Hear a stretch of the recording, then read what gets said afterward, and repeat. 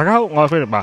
咁啊 Nikon Z 咧出咗最新嘅 DX 鏡，咁啊就係24mm 嘅定焦，1.7光圈啊。咁今次咧同大家咧一於拎呢支鏡咧，就去咧日常生活去試下。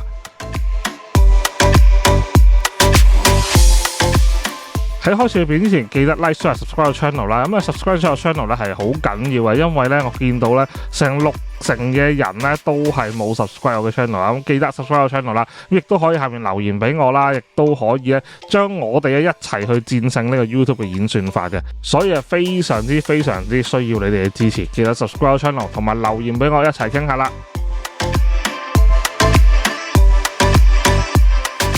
咁講一講呢支鏡嘅 spec 先啦。咁啊呢支咧就係 Nikon Z 首次為咗 DX 即係 APS-C 出嘅一支定焦鏡頭啊。咁24mm啦，咁啊光圈咧就1.7到11嘅。咁啊鏡頭8組9片，咁啊2塊非球片鏡片。咁啊最近對焦距離咧就0.18米，咁啊重現最大比率咧就係0.19倍嘅。咁 filter size 咧就係46mm嘅。咁啊，光圈葉就7片啦，咁就咧重量就只有咧135克嘅啫。咁售價咧，咁香港嘅定價就係2680蚊啊。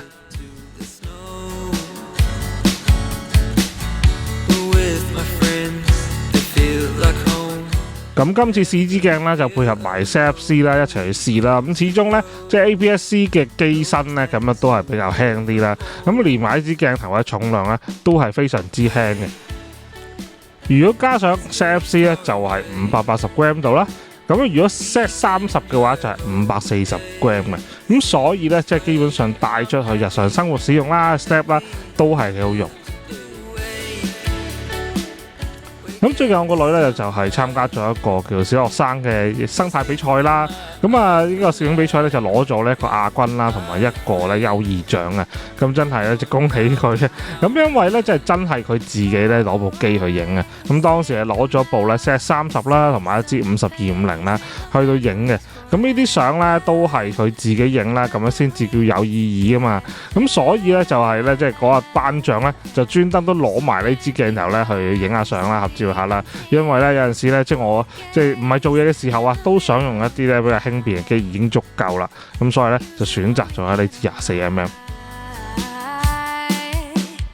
咁而呢支24mm咧有個幾奇特嘅遮光罩嘅，咁係一個咧即係厚身少少嘅遮光罩啦，咁就唔係似平時嗰啲好薄身嘅，咁佢一個係有厚度嘅。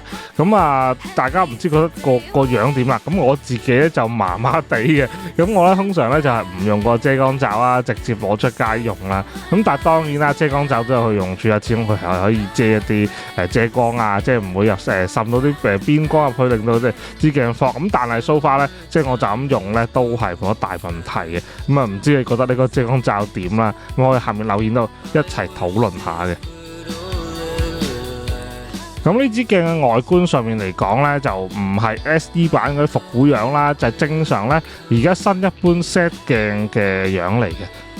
咁期待咧會有咧即 SD 版啊，即係如果 SD 版嘅話咧，其實都會幾靚仔啦，因為配搭翻 CFC 咧都會幾靚仔。咁而支鏡咧生產地方咧就係 Made in China 啦。咁另外咧就係佢個 filter size 因為46mm 咧，所以咧佢咧即係比起之前咧即係 full frame 嗰支嘅28mm啦，或者40mm 2.8咧，都係咧即係個 filter size 係細啲嘅。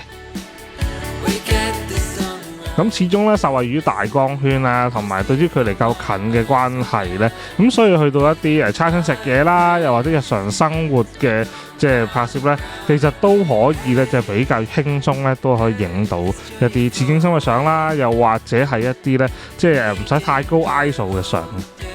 咁我相信咧呢支鏡頭咧，好多人都會用咧，即係 full frame 嗰支嘅28mm 2.8嚟做比較啦。咁啊，大約咧我哋都可以睇一睇咧，其實佢前咗咧真係因為光圈大啲，都係大過啲嘅塊鏡片。咁另外咧喺最近對焦距離嘅時候咧，嗰個嘅 bokeh 效果咧，亦都係會有唔同喎。其實因為咧有兩個原因嘅，因為 28mm 2.8咧嗰個最近對焦距離咧就0.19米啦，而 24mm 1.7咧最近對焦距離咧就0.18米。咁雖然爭咗1cm 啦，咁但係因為焦距上同光圈上嘅唔同咧，所以佢哋咧就算喺同一個嘅即係叫做同一個距離啦，即係大家都 keep 翻喺0.19米最近對焦距離嘅時候咧，個 4K 咧依然都係因為啊光圈始終都1.7大啲咧，4K 效果係大啲嘅。咁另外咧，如果大家去到啊，即係大家自己各自嘅最近對焦距離啦，即係雖然差咗1cm，咁但係咧，大家會睇到咧個 4K 效果咧係可以話係完全唔同嘅。咁啊睇到上面就係咧2.8光圈嘅28mm啦，咁啊最近對焦距離咁啊0.19米，咁下面咧就係0.18米嘅呢個24mm 1.7最近對焦距離，咁啊 4K 就係咁樣啦。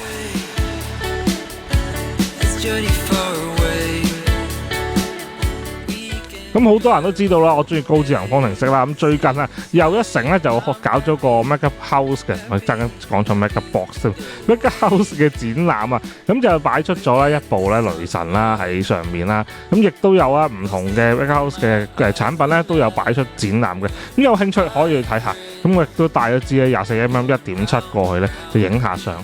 咁亦都係咧感受到啦，因為始終大光圈啦，所以咧用喺 APS-C 上邊咧係更加得心應手啊！因為咧我唔使太高 ISO 啦，亦都可以保持一個咧即係比較快嘅快門咧去影嗰啲相。咁亦都受惠佢嘅對焦距離近咧，咁所以影公仔嘅時候咧個4K效果啦，或者成個效果出嚟咧，我覺得係唔錯嘅。咁大家可以望一望咧，即係我去咗呢次展覽咧，去影咗一啲相嘅。咁大家有興趣咧都可以去睇下啦。咁啊，就係咧喺呢個情況之下咧，其實大家會見到咧，我嘅全開1.7光圈，亦都已經可以得到一個咧好sharp 啦、好鋭利嘅唔錯嘅一個效果嘅相片。咁亦都受惠於佢個1.7光圈咧，令到咧有少少淺景深嘅效果咧，都唔係唔錯嘅。咁例如咧喺佢後面嘅景深所散出嚟嘅即係嗰個感覺咧，其實都好柔和啦。咁亦都係咧令到咧即係件事又唔會完全係 blur 曬，見唔到後面係乜嘢啦。亦都可以咧，即係見到即係成件事嘅效果，咁我都係幾中意個感覺嘅。咁最後嚟講啦，影下 chart 啦，俾大家知道咧個鏡頭咧大概個質素去到邊度啦。咁啊，全開1.7光圈之下咧係會有暗角嘅。咁啊，亦都係咧中間位咧亦都係 sharp 啦。咁但係邊位咧會有少少嘅 blur 啦，咁但都可以接受嘅。咁當收到2.8光圈嘅時候咧，暗角已經好咗好多啦。咁一路收落去4啦，或者5.6咧，慢慢都會咧，無論畫質啦或者暗角咧，都會好好多啦。咁但係當然啦，呢啲輕便嘅鏡頭咧，我哋都未必係追求極致嘅畫質噶啦。咁通常咧都係咧俾大家咧一個咧就參考啦。咁啊就係起碼啦，睇翻我對比翻就算對比翻2.8嘅光圈嘅28mm啦，又或者係咧即係大家喺邊位啦，喺中間位啦嘅一啲嘅分別啦，咁大家作為一個參考，大家咧了解下啫。咁如果講到呢支鏡頭嘅缺點咧，都唔係完全冇嘅。咁好似即係防震呢樣嘢咧，咁始終因為佢 APS-C 嘅機身係冇防震嘅，即係冇呢個機身防震啦，咁只有電子防震啦。咁就如果你插住呢支24mm 1.7嘅話咧，又係冇防震嘅，咁你拍片咧就會咧即係比較咧就吃力啲啦，咁所以要開電子防震啦。咁但係當然啦，你插翻其他28mm 啊或者40mm嘅定焦啦，其他定焦都係會有同一個問題嘅。咁呢個咧都係咧即係希望啊，即係佢日後啊會出一啲咧即係機身咧又輕啦，又或者又機身防震啦嘅機型咧，咁啊令到咧大家如果拍片嘅就比較方便啲啦。咁因為始終咧，即係好多人都會係有部 Full Frame 機啦，有一部 APS-C 機啦。咁如果你買一支即係28mm 2.8嘅話咧，就可以 Full Frame 同埋 APS-C 咧就兩邊就係互用啦。咁但係如果你係純粹用緊 ZF-C 啊或者 ZF-10，你亦都短期內未必會轉 Full Frame 嘅話咧，咁呢支咧24mm 1.7咧就比較適合你啦。咁所以咧就唔同鏡頭都有唔同人嘅需要咧，可以揀翻啱自己嘅器材啊。咁啊，如果俾我咁我咧就如果多 full frame 嘅，咁啊可以揀翻28mm咯。咁如果我係咧即係一個咧好重度使用咧一個即係 APS-C 機，或者咧好想好 daily 輕便去影相嘅話咧，呢支24mm 1.7咧可能較啱你啦，因為始終1.7光圈咧就同2.8光圈咧嘅效果咧始終都係唔同嘅。咁當然啦，即係睇翻咧你嘅需要啦。